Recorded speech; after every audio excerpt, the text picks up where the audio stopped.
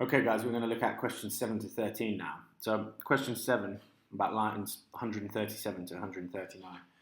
Iago's lines. I'm talking about the extent to which he can say the truth about Michael Cassio. Montano says to him, with one of an ingraft infirmity, it were an honest action to say so to the more. You should tell Othello. It would be an honest thing to do, to tell Othello that Michael Cassio is a drunkard and that he has entrusted the responsibility of this governorship to the wrong man. Iago replies, not I, for this fair island. I do love Cassio well and would do much to cure him of this evil. So he confidently declares the beauty of the island. He's flattering Montano. I do love Cassio well and would do much to cure him of this evil. I do love Cassio and I would love to cure him of his evil, not to grass him up, to tell on him to his boss.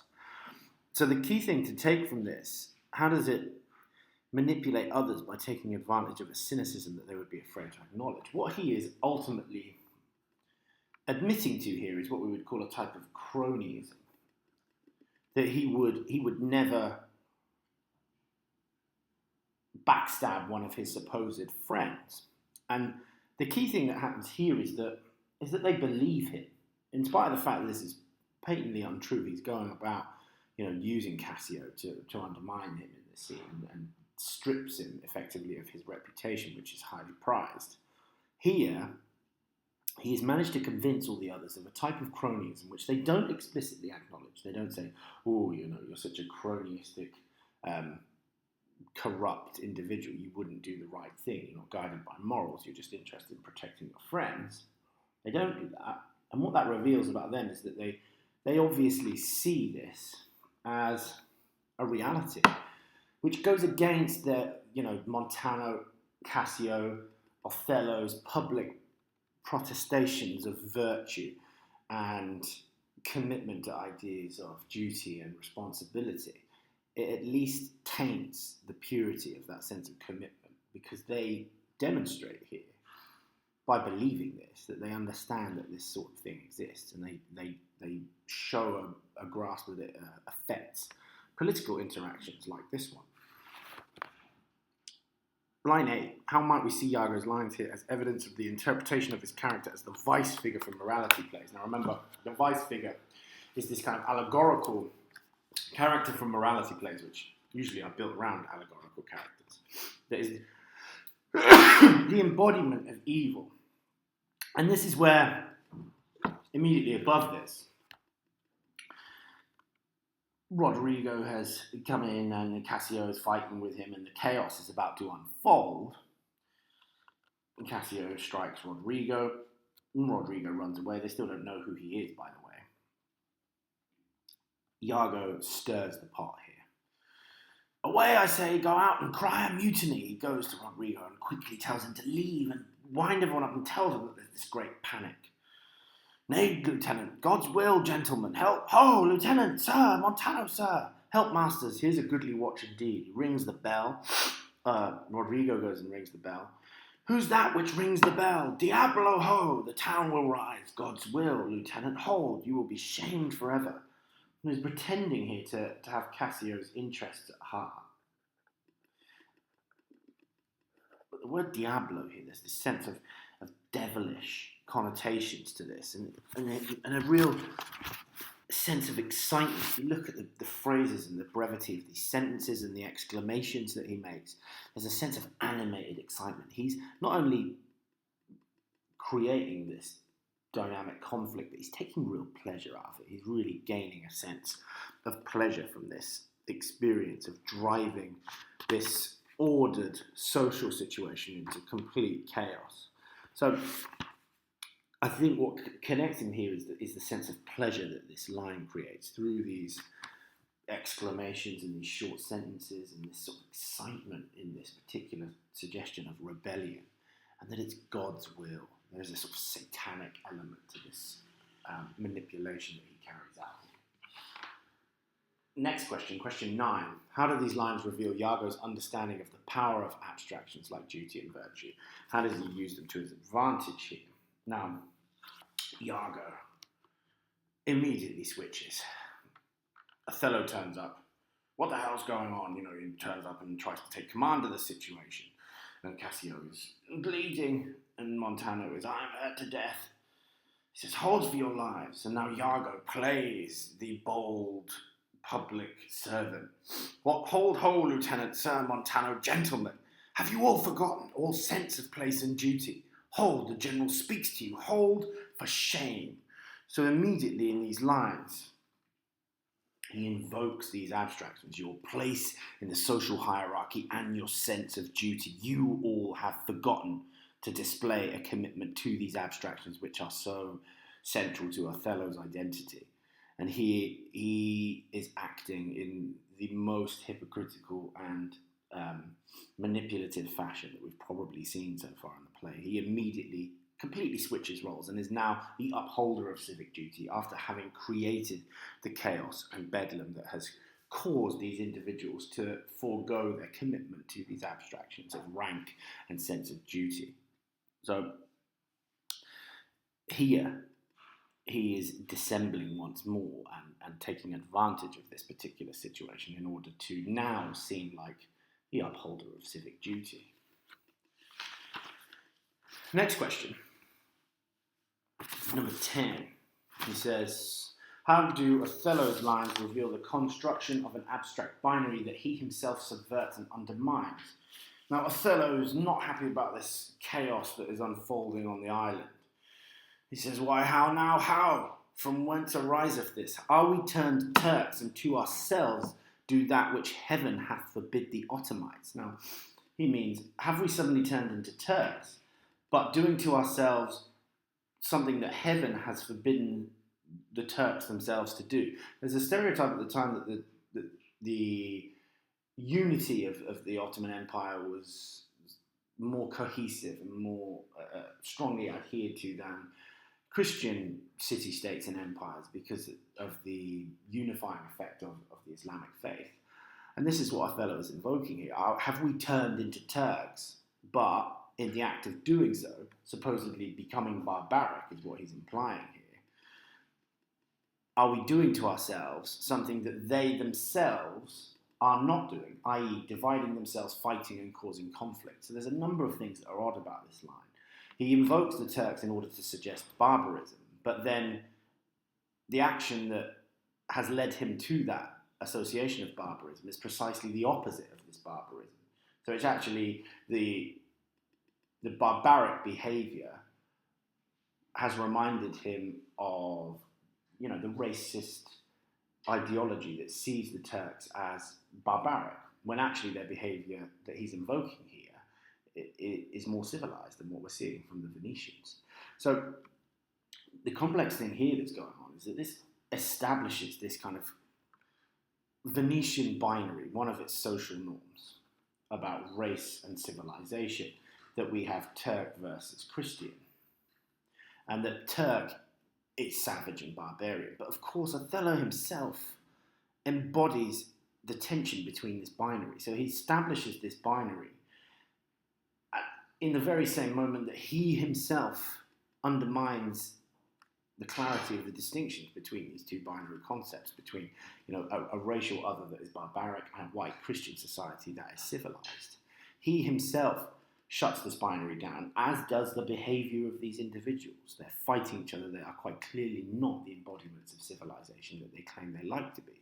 And then he invokes this for Christian shame put by this barbarous brawl. And this plosive alliteration towards the end, I think, gives us a sense of disgust. And it's Christian shame that he invokes here to prevent them from doing this. Next question, question 11. How are these lines evidence of Othello's compromised judgment and its connection to abstractions? 171 to 172. A little further down, he says, he threatens them. He that stirs next to carve for his own rage holds his soul light. Anyone who moves to fulfill his own anger obviously is not thinking heavily enough about the damnation of his soul. He dies upon his motion. Anyone moves, they're dead. Silence that dreadful bell. It frights the isle from her propriety. What is the matter, masters? Honest Iago that looks dead with grieving, speak. So he has completely fallen for Iago's actions of sobriety and his somber mood. He's feigning a sense of melancholy in these lines because he's trying to convince Othello that he's so disappointed that these fellow Venetians have tainted their reputations and their sense of civilization in such a fashion. So again, he completely misjudges Iago here. And Iago is demonstrating himself to be the master manipulator. Question 12. How does the sexual figurative language, the simile and the pun, used by Iago to describe the placid state of the scene before the brawl suggest the pleasure he has taken in disrupting Desdemona and Othello's consummation? So we're trying to connect this language that he uses here to describe the fight breaking out to this sort of almost subconscious pleasure that he's gained from having carried out a form of charivari, from having disrupted the sexual consummation between Othello and Desdemona. He says, I do not know, friends all but now, even now, in quarter and in terms like bride and groom, divesting them for bed. So the figurative language that we're talking about is in terms like bride and groom. So he is effectively comparing the calm before this scene to the happiness and felicitation of a bride and groom taking their clothes off before they sleep with each other on the night of their marriage. Obviously, this is an allusion to Desdemona and Othello. So there is this grim sense of satisfaction that we see from this figurative language, this simile, that they were so happy, they were even now in quarter and in terms. They were in acting and speaking like a bride and groom taking their clothes off before they go to bed on their wedding night. So they were not just happy, they were almost, having sex with themselves. They were so happy. So there's a slightly, it's a very odd way of talking. And then he makes this even more kind of gross and suggestive, sexually suggestive here. And then, but now, as if some planet had outwitted them, again, we're going back to this kind of concept of the music of the spheres. It's the planets that have caused this disorder and decay and disruption. Swords out, tilting at one another's breasts in opposition bloody. We've shifted from this supposedly heterosexual suggestion of consummated sex now to a deliberately homoerotic one. Swords out is a deliberate punning reference to the phallus. And they're tilting their own swords at one another's breasts in opposition bloody. So it's not only referring to sexuality that has now transformed into a homosexual connotation, but making a mockery of this violence and revealing at the same time as his act of concern for civic virtue is revealing his sort of frivolous and facetious attitude towards the seriousness of this behaviour. He's deliberately being sarcastic and taking the mickey out of the situation. So it shows how he's totally lacking in concern for the civic virtue that he is acting out at the same time. So there's a real manipulative skill involved in this language that is being revealed through this figurative language. But his fascination with Othello and Desdemona's sexual consummation sort of spills over into this language again. Question 13 says, how does Othello's admonition of Montano reveal the value he places in abstractions? How does the extended financial metaphor in 188 to 190 develop this sense of concern? So, further down, Othello turns himself on Montano first of all. Worthy Montano, you will want to be civil. He's in his domain here talking about civil responsibility and virtue. The gravity and stillness of your youth the world hath noted, and your name is great in mouths of wisest censure. So the speech is loaded with these abstractions. Civil, being grave and still, being calm and controlled and serious of your youth the world has noted. The world, his reputation is one for seriousness and composure.